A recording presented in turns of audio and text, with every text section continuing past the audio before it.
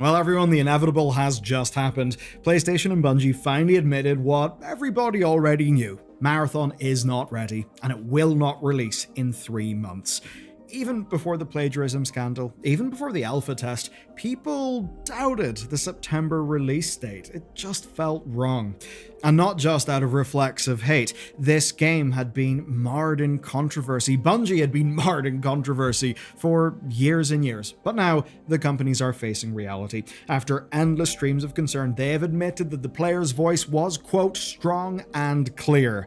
And the upshot is that Marathon is now indefinitely delayed. Marathon's reveal 2 months ago started a fairly unbelievable string of problems. Now, on the surface, the reveal did look slick. Polished, a new art direction, a very artistically yummy trailer, and yes, a new entry into the extraction gameplay genre. But audiences were immediately divided. Number one, they didn't recognize this new Marathon from the Marathon that they knew from decades ago. This felt like quite the miscalculation, but it's one that was compounded on because Bungie wasn't building this game for existing extraction fans. We'll certainly get on to how they felt soon. Now then came the closed alpha, the purely American alpha with heavily restricted codes, all despite many people wanting in. Pretty odd. Then the players who did get in, well, they found that something was off. PC players were outraged at mandatory aim assist. Only going to ruin the PC part of the game. You're just watering down PC. You're making PC and mouse and keyboard players basically feel like shit. Bungie later removed it. The hero kits were kind of interesting, but they didn't feel balanced and they didn't feel fully developed. PvE elements did get some praise, but there were missing genre standards, and they got brutalized for that. No solo mode, no proximity chat. So if you were a diehard extraction fan, this game was really not trying to woo you over. And that was quite strange. It was a game that didn't look like its IP, entering a genre, but not specifically for players who actually like that genre. Which, would appear to be quite risky. Now, of course, the Bungie strength is bringing things to new audiences, but the closed nature of the testing meant that casual players, masses of casual players, couldn't discover if they liked the game. And then it got worse. Arc Raiders, another extraction shooter long in development, had a closed beta, and it went viral. If you're wondering why, it's because it had all the features that Marathon didn't, plus a heap of polishing. And then on top of all of that, the plagiarism hit. An artist accused Bungie of ripping off her designs. Bungie reviewed the claim. They admitted that it was true, that specific assets were in fact stolen. They promised to make it right with that artist. They blamed somebody who had left during pre-production, but with the broad years-long narrative going against the studio, especially the studio's leadership, and the specific narrative around Marathon going very bad very fast, it was quite brutal. The art director Joe Cross really did become public enemy number one for many people, and that meant that when he went onto this stream, it was a very awkward situation. The plan had been to show gameplay and discuss Marathon, but, well, they had to do a review of all of their assets. And with this drama happening, they basically couldn't show any gameplay. That just led to a very awkward, very painful looking stream. One where Bungie staff couldn't say anything about Marathon's development or how they would fix this newest problem, let alone the various other problems.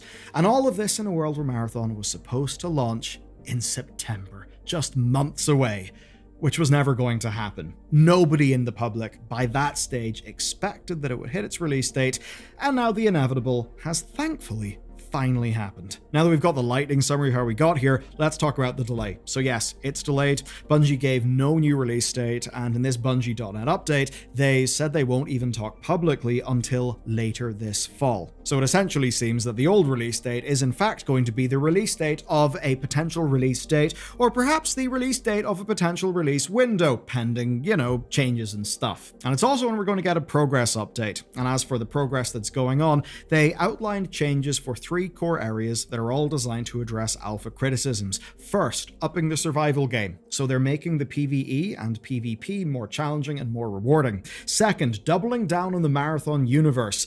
Per reports, a 4th map that already was planned and going to be a thing would have been set on the actual Marathon, the actual ship, and the PvE part of it would have essentially been a Destiny raid tier puzzle thing. So while it does seem they always had big, cool stuff like that planned, their framing here focuses more on narrative fidelity, more narrative interaction, They promise a darker tone that delivers on the themes of the original trilogy. And if you want to know what that means, I'd highly recommend the Mandalore gaming videos. Third, then, addressing genre complaints. So proximity chat is coming, so are solo and duo options. Of course, though, all this lacks detail, which to some will inspire confidence, but I actually do think it's fair. I think they haven't defined all of those details yet, because they evidently have a lot of work to do. Now, Bungie said there will be more closed testing, the alpha participants will return, and I believe they're already sending out more codes now. So, it's a simple and obvious plan.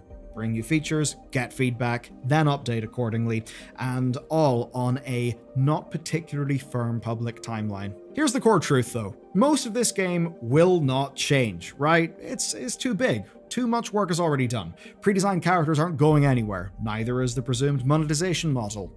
But the hope is that if they can meet the feature demands from the more engaged genre fans, then they'll actually get a bunch of features, like say solos, that a lot of people would like anyway, and that if they improve all of the other things, then perhaps everything else will fall into place. So, Bungie's developers are going to have a lot of work to do. They're thankfully going to get many more months to do that work than planned. But here's an interesting detail. According to Paul Tassi's sources, Bungie's staff found out about the delay at the same time that we did. Why keep it secret? Well, presumably I would say to avoid more leaks, because the one thing that's been a total disaster around this is their public narrative. But here's the thing, even us on the outside who have been paying attention to this closely have very much seen for weeks now that someone at PlayStation had already decided. The reason why is fairly simple. We saw their investor presentation. One thing is crystal clear. PlayStation is taking Marathon very, very seriously. It filled multiple slides in their recent investor presentation and their fireside chat. They framed Marathon repeatedly as core to next fiscal year plans. That means any point between May 2025 and April 2026. So I guess that's your very, very big launch window. And they positioned it as developing IP, right alongside the Ghost series and Astrobot. They also call out strong early engagement for Bungie's bold and innovative new title, which is a bloody hilarious statement given all the shit that's happened. But do you notice what they never said? They never said that it launches in September. Bear in mind, this was all weeks before the actual delay would be publicly announced. And I think this all suggests something important here. When they put this together for investors, when, say, studio CEO Herman Hulst made his comments, the decision had already been made further up the chain. The evidence? Well, live services and Marathon came up as a standalone question in their pre-recorded chat. And I think it's fair to say that's a chat that is haunted by the ghost of Concord. That's because Hulst framed Concord as, quote, good work and big effort, but also insufficiently differentiated. Which, doesn't sound amazing. But most importantly, he said this: we have reviewed our processes in the light of this, to deeply understand why the title failed to meet expectations, to ensure we're not going to make the same mistakes again. Now, what are those new processes? Well, we can actually see those in Bungie's delay statement. Hulst told investors that PlayStation was excited for release. He described the alpha response in very specific terms. We're monitoring the closed alpha cycle the team just gone through, and some of that feedback has been varied, but that's super useful. That's why you do testing. You know what, Herman? Varied is true. It's charitable, but yeah, it's a true way to characterize things. But really what he's doing when he says that is he's selling investors on them making business progress. That as an overall system, Sony are no longer going to do Concords because their systems, the way they run their business, will no longer produce that sort of result. So this tracks. The player engagement idea also resonates here. He talks as well about the validation of assumptions from developers, about test, iterate, test again. And if that sounds familiar, well, that's exactly how Bungie are introducing updates, testing features as they're ready. And throughout the presentation, which we'll dive into more later because, it's a very interesting one theme keeps on emerging, and that's PlayStation leadership being more involved in game release decisions and more involved in development reviews. Why? Well, it's fucking obvious, because they won't let studios take risks like Concord did. There is simply too much at stake. We recently praised Helldivers for good live service design over monetization, because basically they kind of got FOMO right by making a live service feel live in a way that made sense for the video game bit, not just the business bit. And it seems that video really resonated with you guys. Holy shit, it exploded. Here's the flip side then. In this presentation, we learned that 54% of Helldivers' revenue comes from microtransactions, from the 3.6 million monthly players. That success, their first non-MLB live service, basically made PlayStation adamant that they can do it again, that they need to do it again. Investors obviously love the potential here, and that's why, quote, they remain very committed to building a diverse and resilient live service portfolio. Of course, it is diverse. At the minute, it's just, diverse in terms of one is alive, one is dead, some are successful, others are killed in the cradle, which is not exactly the type of diverse they're really aiming for. The point, though, is very clear, that Helldivers shows, and again I quote, the level of success we achieve if we get everything right. That's obviously what they're shooting for. So now, they're doing everything that they can to get it right, because Marathon is their immediate future. There is the other game, Fair Games, that is still listed as upcoming, and that's especially relevant after Jade Raymond left Haven Studio, apparently after poor internal testing. So I suppose they'll be doing more iteration of that one as well.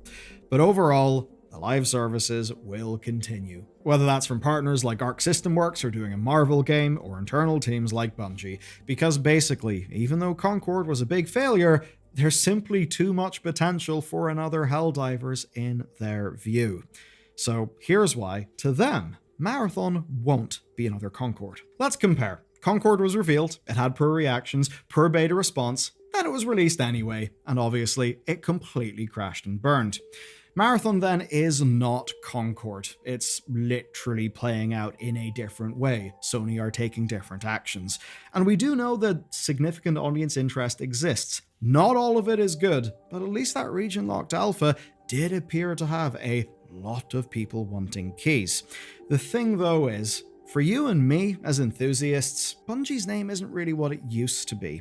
But at least how Sony will see this is that a new Bungie game will probably attract sales regardless, even if it's just from the promise of a new game from the makers of Halo and Destiny. Now, again, as enthusiasts, those things may not mean that much to us. And we, having followed all the drama, will be very skeptical.